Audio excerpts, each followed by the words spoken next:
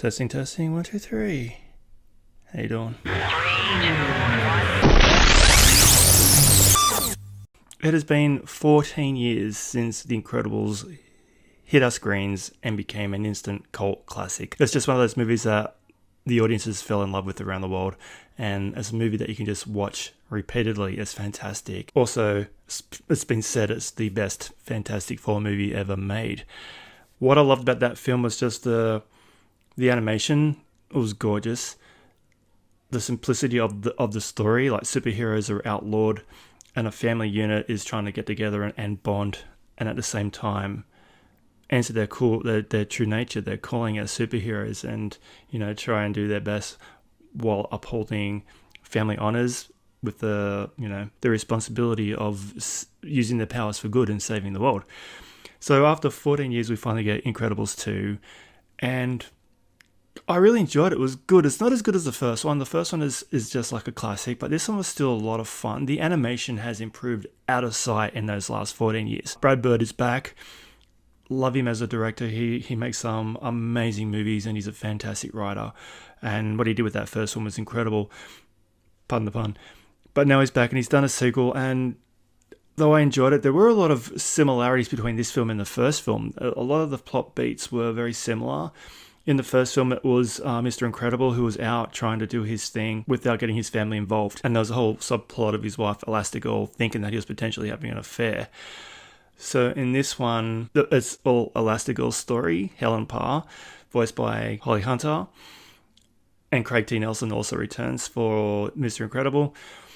So this time it's her time out, and she's on a recon mission trying to stop this evil villain screenslaver in another city, working for this billionaire couple, a brother and sister duo, who have formulated a new way to get her out and noticed and kind of support the cause for getting her heroes legalized again.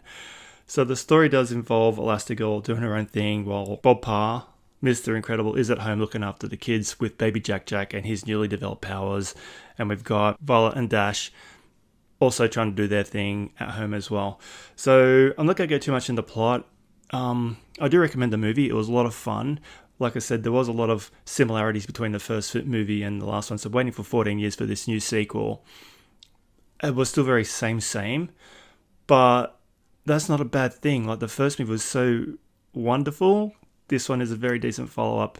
And like I said, the animation has been improved so incredibly. I'm using that word again. Over the last 14 years, that I was just gorgeous. So on the 4K HDR format, incredible.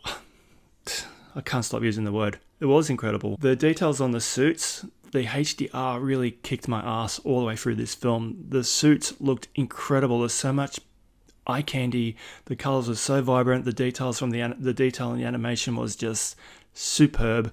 The black levels were, I'm not going to say it. The black levels were great. The voice acting was awesome. The music was good.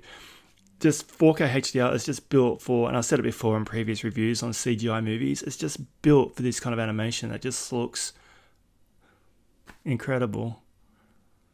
I can't stop saying it. But the movie as a whole, yeah, like I said, a lot of familiar beats, but it was done so wonderfully well. We've got a whole bunch of new characters introduced, other superheroes who are kind of in worship of Elastigirl. They're just, starstruck when they meet her. Screenslaver's role is to kind of corrupt the heroes with these glasses that they put on and make them do bidding and thus become evil. Screenslaver doesn't want the heroes to be super again.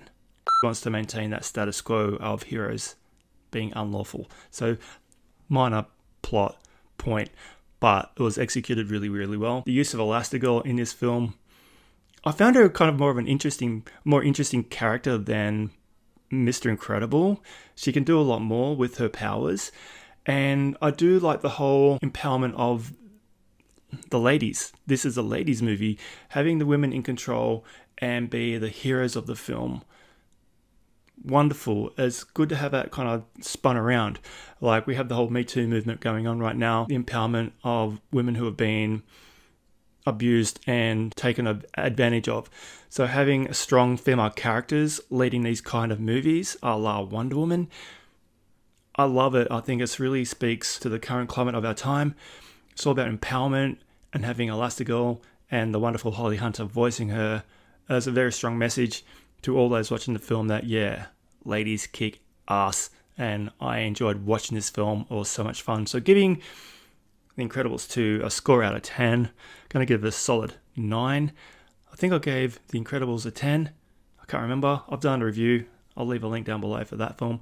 But yeah, this is a 9. It was a really, really good follow-up. It's a shame it took 14 years, because you'd think that The Incredibles, being a story about a superhero family, would have so many stories to tell. We should be up to at least part 6 by now, to be honest. But hey, beggars can't be choosers. I'm just glad to have another Incredibles film. I hope we'll get part 3 soon. Craig T. Nelson is getting a bit on, though. He did sound very old and gravelly in this film. You can tell he's an older man now. So I hope he sticks around and does some voice work for the next one. Just don't wait another 14 years. I don't want to be pessimistic, but we might not have Craig T. Nelson around for another 14 years. That's really terrible to say. Anyway, guys, Incredibles 2, incredible. Looks incredible on, I'm just going to go with it. It looked incredible on the 4K HDR. It was really, really beautiful. It looked amazing. Pick it up if you got it on Blu Ray. Double dip, get it again, because 4K, like I said, is just built for CG films. Anyway, thanks for checking in, and I'll catch you in the next video. Thanks for watching.